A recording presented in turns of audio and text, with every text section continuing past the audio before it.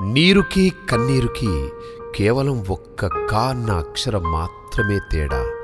ఆ కా కష్టం భరించలేని కష్టం, మోయలేని భారమై వచ్చిపడ్డప్పుడు నీరు కన్నీరవుతుంది. అసలు నీరు లేకుంటే కరువై వచ్చిన కష్టానికి కన్నీరు రాలుస్తాం.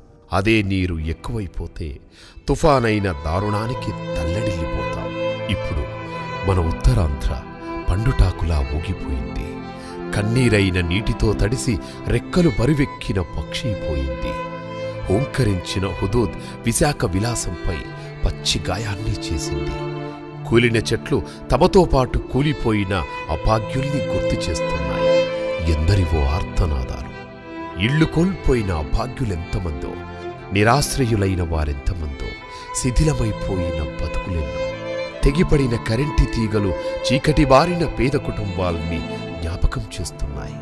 కొట్టుకుపోయిన తీరాంధ్ర పాటలు అక్కడి మనవాళ్ల మున్ముందు ఎగుడు దిగుడు జీవితాన్ని స్ఫురింపచేస్తున్నాయి.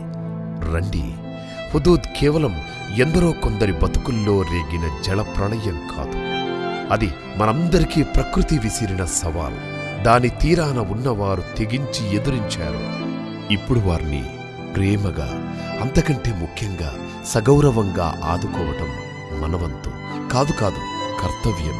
ఎందుకంటే ప్రతి తుఫానంతం ఓ సూర్యోదయంతోనే అంతమవుతుంది. ఆ బాధితుల సూర్యోదయం మనమవుదాం. విశాఖ బాధితుల్ని ఆదుకోవడానికి www.telugu1foundation.orgకి లాగిన్ అయి మీ వంతు సహాయం చేయండి. రండి, తెలుగు1తో చేతులు కలపండి. చీకటైపోయిన జీవితాల్లో వెలుగులు నింపుదాం.